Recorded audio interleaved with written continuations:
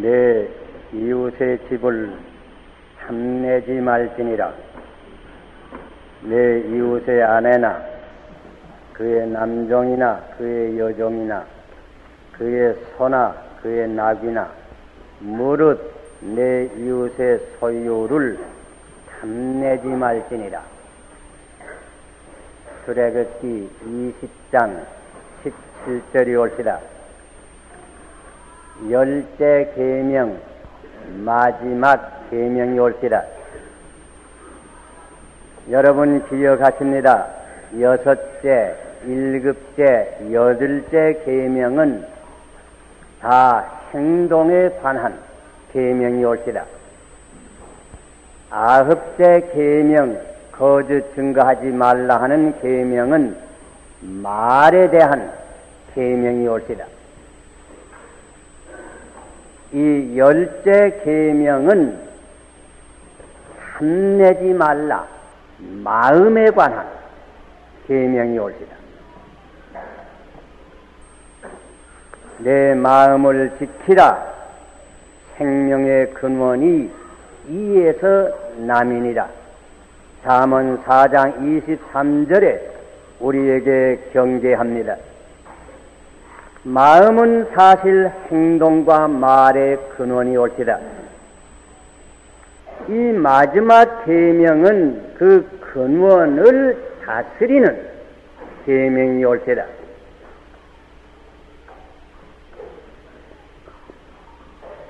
탐심이라고 하는 말은 보통 욕망을 가르친 말이 아닙니다. 보통 욕망은 우리가 다 있을 것입니다. 탐심이라고 하는 말은 다른 사람의 소유에 대한 욕심을 의미하는 것입니다. 탐심이라고 하는 말의 헬라 원어의 뜻은 더 움켜쥔다고 하는 뜻입니다. 남의 것을 더 움켜쥐려고 하는 생각을 버리라고 하는 말입니다. 이 시간 이 열째 계명 탐내지 말지니라. 이 계명을 잠깐 생각할 때에 하나님께서 우리 각 사람에게 친히 말씀하시기를 바랍니다. 우리가 이 계명을 읽어볼 때에 제일 먼저 우리 마음속에 들어오는 느낌은 이 죄가 매우 흔하고 보편적이라 하는 이 사실입니다. 우리가 흔히 천진난만하다고 이렇게 보는 어린이들 가운데도 이 탐심이 움직이는 것을 어린애들 길러본 이들은 다 잘 알고 있습니다. 어린애들에게 같이 사과 하나씩 쭉 돌려주고 보면 그 가운데 어떤 놈은 자기 사과 한 손에 쥐고도 다른 애 손에 있는 사과를 움켜쥐려고 합니다.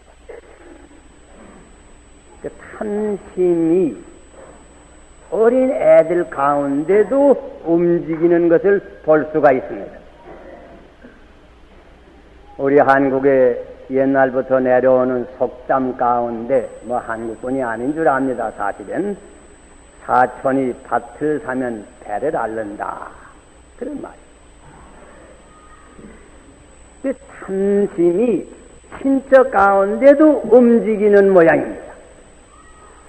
그러니 이 탐심이 어디 없는 데가 있을 겁니까? 사회 각계각층 어떤 곳에 가든지 이 탐심이 움직입니다. 옛날 솔로몬이 젊은 사람으로 왕으로 등극을 했는데 그때는 왕이 모든 재판까지 다 혼자 맡아 할 때예요. 상권이 분리 안 된 때입니다. 어떤 젊은 여자 둘이 애기 하나를 데리고 와서 저주마다 그 애기가 자기 애기라고 합니다. 알아보니 이 두 여자는 둘 다 창기의 선한 계집들인데 한 방에서 삽니다. 그런데 말이 하루는 한 여자가 아기를 낳고 사흘 만에 다른 여자가 또 아기를 낳았다.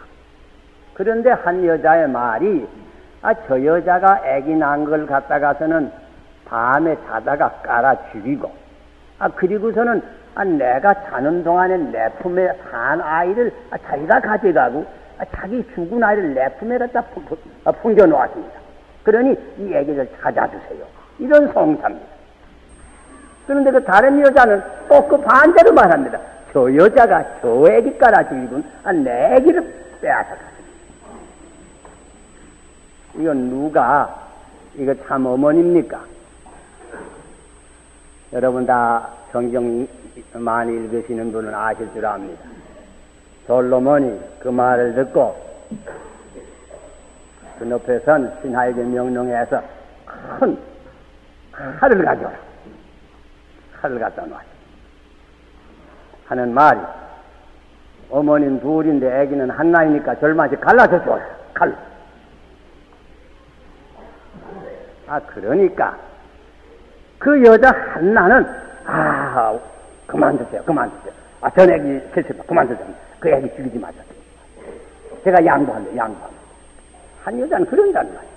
그런데 다른 여자는 어서 갈라주시오.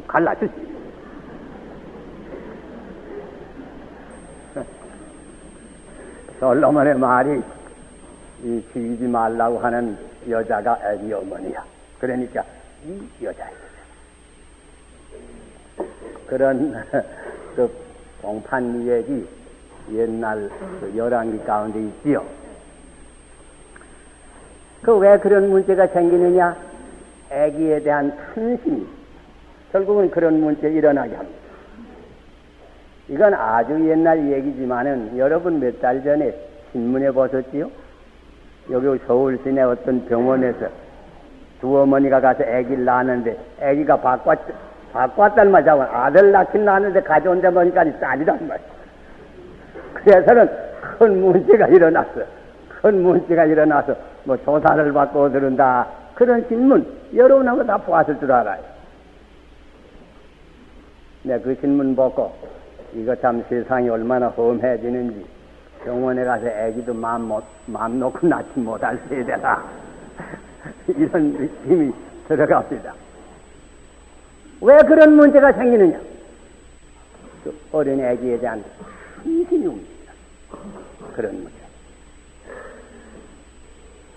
무엇이나 남에게 있는 것을 내 것으로 웅켜쥐려고 하는 그 탐심 때문에 여러 가지 제약이 이 사회에 있는. 그래서 사실 여러분 깊이 생각해 보면 이 탐심이라고 하는 것은 말이 어머니라고도 할 수가 있습니다. 탐심 때문에 거짓말도 합니다. 탐심 때문에 도적질도 합니다. 탐심 때문에 간음도 합니다. 탐심 때문에 싸움도 합니다. 탐심 때문에 심지어 살인도 합니다. 들어보세요. 전에 다윗이 남의 아내를 탐해서 우리아의 아내를 탐해서 간음죄를 지었고 그 다음에 살인죄를 지었고 그 가정과 국가에 큰 재난을 가져왔습니다. 지금도 남의 아내를 탐해서 혹은 남의 남편을 탐해 간음을 하는 사람들이 있고 첩을 얻는 사람들도 있고 이혼을 하는 사람들이 있고 심지어 치정살인극을 벌리는 추악한 죄도 우리가 종종 신문지상을 통해서 읽어보는 겁니다. 탐심은 큰 죄입니다. 남의 아내나 남의 남편을 탐하는 것은 큰 죄입니다. 물질을 탐해서 얼마나 많은 죄를 지었습니까? 옛날 여호수아 때에 아간이라고 하는 사람은 은과 금을 탐해서 도적질을 했다가 돌에 맞아 죽었습니다. 엘리사의 종 게하시는 역시 은과 이복을 탐해서 거짓말하고 나만에게 선물을 받았다가 문동이가 되었습니다. 전에 아하방과 이세벨은 나봇의 포도동산을 탐해서 거짓 증인을 세워 나봇을 죽이고 빼앗았습니다. 결국은 그러나 자기 그 두 사람 다 참혹한 최후를 가질 수밖에 없었습니다. 유다 역시 돈을 탐해서 은 30냥에 자기 주를 팔아먹고 마지막에 자살. 지난 주간에도 말했지만은 아나니아에 붙여 역시 물질에 대한 탐심으로 말미암아 거짓말을 하고 결국은 당장의 벌을 받는 엄벌을 받아 죽었습니다. 현 사회의 범죄의 대부분이 이 물질을 탐하는 것에서 온 것이 아닙니까? 절도니 강도니 뇌물을 받는 것이니 횡령이니 사기치제니 살인단돈.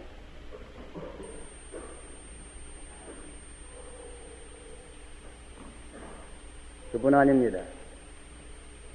어떤 사람들은 지위와 명예를 탐해서 많은 죄를 짓습니다. 모세 때에 고라라고 하는 사람과 그를 따르던 250명은 모세의 지위를 탐해서 반란을 일으키다가 성경에 있는 대로 땅이 갈라져서 땅 속으로 다 들어갔다고 해요. 압살롬이라고 하는 젊은 사람은 자기 아버지의 왕위를 탐해서 반란을 일으키고 가진 흉악한 일을 다 하다가 마지막에는 도망가다가 상투가 나뭇가지에 걸려서 참혹하게 피살을 당했습니다. 성경 역사 볼 거 없지요. 한국 사람은 2조 500년 역사를 보세요. 단종해사를 비롯해서 사색, 당파, 파쟁사를 우리가 읽어보면 얼마나 이 지위니 권세에 대한 것 한심으로 말이야. 많은 피가 이 서울을 비롯해서 이 땅에 흘려졌는가. 좀 미안한 말이지만은 오늘의 정계를 가만 볼지라도 정치 모르는 보통 우리 같은 사람에게는 앞만 보아도 대통령 후보의 수가 너무 많습니다. 큰 나라에도 여당 하나, 야당 하나, 두 사람쯤 내세우고 투표하는데, 이 적은 나라에 웬 대통령 후보가 그렇게 많습니다. 이 대통령 후보만은 생산 과잉이 옵니다. 외국에 수출이나 좀 할 수 있었으면 좋겠다. 우리나라는 그렇게 많이 쓸 데 없단 말이야.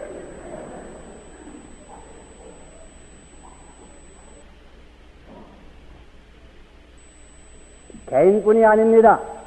민족이나 국가도 탐심으로 말미암아 망한 나라가 얼마나 많이 있습니까? 우리 일제시대에 살아본 사람은 다 압니다. 일제시대 아마 그때 전쟁 동안이든가 봅시다. 이북 어떤 교회에서 아마 이 가운데 어느 교원도 다 아시는 분도 계실 거예요. 어떤 분이 사경회 댄시장을 어떤 때 이 얘기를 하다가 무슨 얘기를 했는고 하니 자기가 한번 들여 나가 보니까 조그마한 뱀이 큰 두꺼비를 물었더라.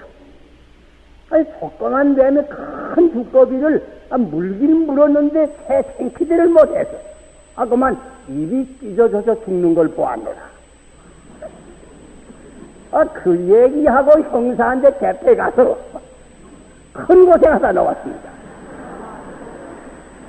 그 무슨 뜻인지 압니까? 아마 청년들은 잘 모를 거예요.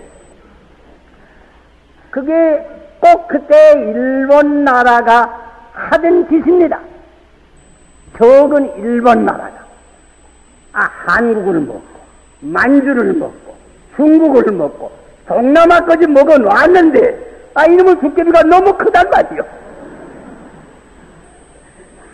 결국은 입이 찢어져서 죽었습니다. 일본 제국이 죽었어요. 망했어. 한심이 결국은 망쳤어요. 무솔리니의 테리가 이렇게 죄망했고 히틀러의 독일이 이렇게 죄망했고 오늘날의 공산당 나라 월맹 같은 나라가 이 전철을 그냥 밟고 있는데 이대로 나가다가는 그 말로가 어떻게 될 건? 명약관하여 불을 보는 것처럼 분명합니다. 그저 그렇게 나가다간 망할 것밖에 없습니다. 개인이나 나라나 이 탐심에 움직여서 그냥 나가다간 망할 것밖에 없습니다. 그래서 여러분, 예수님께서 특별히 이 문제에 대해서 우리에게 경고했습니다. 상가 모든 탐심을 물리치라. 사람의 사는 것이 재산이 넉넉한 데 있는 것이 아니니라. 누가복음 12장 15절에 경고해. 사복음에 볼 것이면 여러 사람이 예수님께 와서 무엇을 구했습니다. 모든 구하는 것을 다 예수님께서 허락해 주셨습니다. 그러나 한 가지 요구만은 맹렬히 고절해. 그거 뭔지 압니까? 어떤 젊은 사람이 와서 예수님께 구합니다. 선생님, 우리 형님을 좀 권면해서 그 재산 좀 나한테 논아주게 좀 해주세요. 그 부탁을 그때 하신 말씀이 옳시다. 상가 모든 탐심을 물리치라. 그러면서 누가 나로 하여금 재판장과 재산 나누는 사람을 만들었느냐? 난 그런 것은 안 한다 그 말씀이에요. 그러면서 탐심을 물리치라. 그러면서 한 이 얘기가 있는데 여러분 기억하십니까? 어떤 사람이 농사를 잘 했습니다. 곡식이 너무 많아서 다 곡간에 넣을 수가 없습니다. 그래서 이거 안 됐군. 조그만 창고 헐어버리고 큰 창고를 짓고 곡식을 가득 쌓아놓았습니다. 이 부자 아주 기뻤습니다. 스사로 말합니다. 내 영혼아 기뻐하고 즐거워하라. 여러 해 쓸 곡식을 가득 쌓아놓았다. 그때 하나님께서 뭐라고 말씀하셨다고? 이 미련한 자여, 오늘 저녁에 내가 네 영혼을 부를 텐데 네 쌓아둔 것이 이것이 될 줄 아느냐? 예수님께서 그 얘기했습니다. 탐심을 물리치라고. 자기를 위해서 재물을 쌓아두고 하나님께 대하여 부여치 못한 자가 다 이와 같이 미련하다 말씀입니다. 톨스토이의 한 얘기, 유명한 얘기 여러분 다 들으셨지요.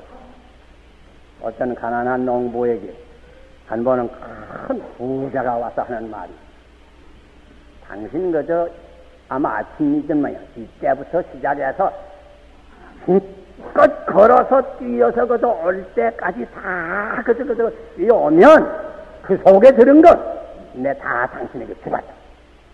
아마 그건 반 전부 그 사람의 소유든 거예요. 그러니까 이 가난한 농부가 얼마나 기쁘겠어. 그다음부터 일어나서는 굉장히 뛴다. 힘을 다시 뛴단 말이야. 해지기 전에 꼭 돌아오라고요.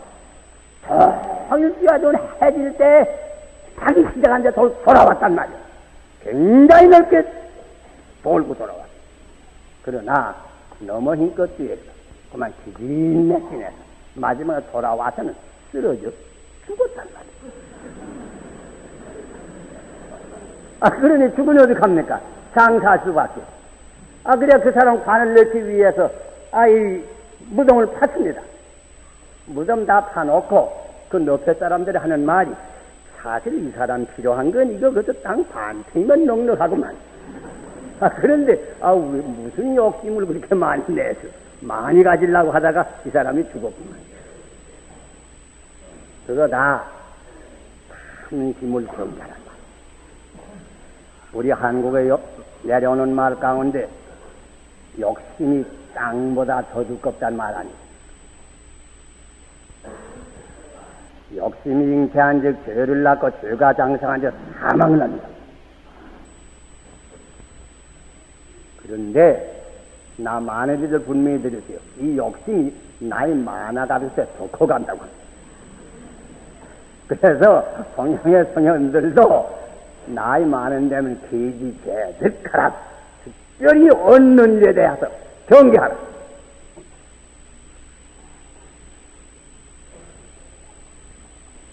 이런 얘기가 있습니다. 예루살렘 성전에 옛날 다윗 때부터 내려오던 좋은 피리가 하나 있었다고 합니다. 소리가 잘 나서 이 피리 소리를 듣고 성전에 와서 예배하는 사람들이 많은 은혜를 받았어요.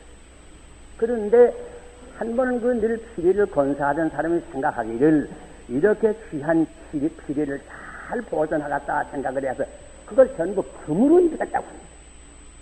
그 댐의 피리를 다시 불어보니 그만 전에 나던 소리가 나지를 못했다. 분명히 됐을 때다. 성도의 가슴 가운데도 조금 잘못하면 이 탐심이 들어오게 싶습니다. 이 탐심이 들어오게 되면 하늘의 영광스러운 음악을 발할 수 없습니다.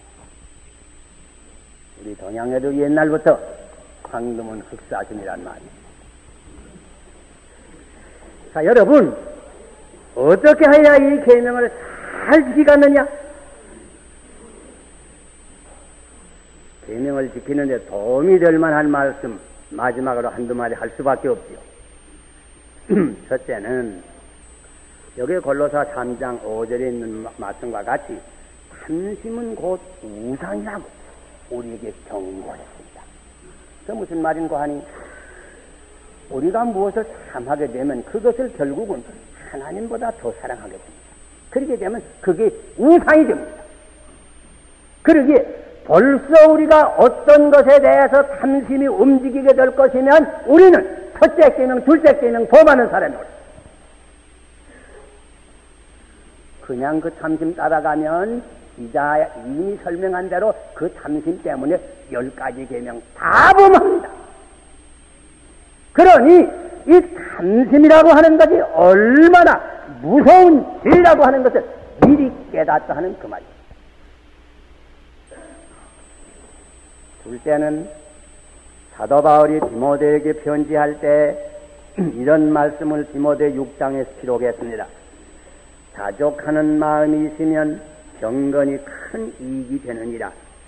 우리가 세상에 아무것도 가지고 온 것이 없으며 또한 아무것도 가지고 가지 못하리니 우리가 먹을 것과 입을 것이 있은즉 족한 줄로 알 것이다. 여기에 특별히 족한 줄로 알라. 혹은 사도 바울이 빌립보 사람들 편지할 때는 나는 모든 일에 자족을 배웠다 이런 말씀입니다. 공부할 때 처할 줄도 알고 비천할 때 처할 줄도 알고 나는 무슨 일에나 자족을 배웠다. 이 자족을 배우는 것 이거 아주 필요합니다. 전에 파사의 사지라고 하는 시인이 있었는데 너무 가난해서 신은 다 헤어졌는데 다른 신을 살 수가 없어서 맨발로 거리를 나갑니다. 마음이 좀 불편하더라고. 이게 뭐 맨발로. 그러다가 보니까 거리에 어떤 사람은 보니까 발이 둘이 없고 그래서는 두 손을 짚고 물팍 둘로 벌렁벌렁 기어가는 사람을 보았다는 거야. 그쪽 보고는 아이고 이거 난 발 둘만 있는 것만 해도 얼마나 감사한지 모르겠고 힘이 없어. 그 불평한 마음 다 없앤다. 오해하지 맙시다. 우리가 생활의 향상을 위해서, 경제 자립을 위해서 노력하지 말라고 하는 말 아닙니다. 노력해야지요. 그러나 우리 믿는 사람들이 남의 것에 대하여 웅치려고 하는 이런 상심을 정리해야 되겠고, 우리 믿는 사람은 어떤 환경에 있든지 하나님을 의지하고 그 가운데서 언제나 감사의 생활을 배워야 될 겁니다. 그리고 한 가지만 더 기억합니다. 탐심은 근본적으로 자기 중심의 생활, 곧 이기주의에서 일어나는 생각입니다. 그러니 벌써 탐심이 들어오게 되면 이것은 참된 신앙생활은 아닙니다.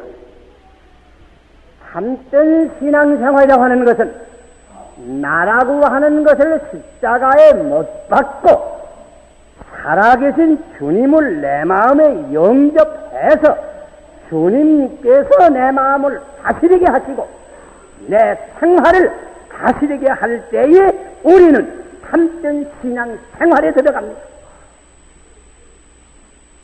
이만한 신앙생활에 우리가 들어가야 됩니다. 그래서 주님의 마음이 우리의 마음이 되고 주님의 사랑이 우리 가슴 속에 가득히 차게 되면 참신이라고 하는 생각, 봄바람의 눈과 같이 어느새 쓰러지는지 알 수 없습니다. 아무리 욕심 많은 사람도 자기 아들이나 딸의 것을 탐하는 사람은 없습니다. 왜? 사랑하니까. 우리가 그러시도를 우리 마음 가운데 영접해서 그러시도의 사랑이 우리 마음 속에 충만하여질 때에는 모든 사람을 한 가족과 같이 사랑할 수 있는 그런 생각으로 보게 될 때에는 어떤 사람이 무엇을 가졌다고 할지라도 탐심이 일어나지는 않을 것입니다. 이만한 신앙생활에 들어오서 우리 마음에 주를 영접할 수 있는 축복이 같이 하시기를 바랍니다. 기도하십시다. 주님이시여, 저희들은 다 죄인인 것을 자복합니다.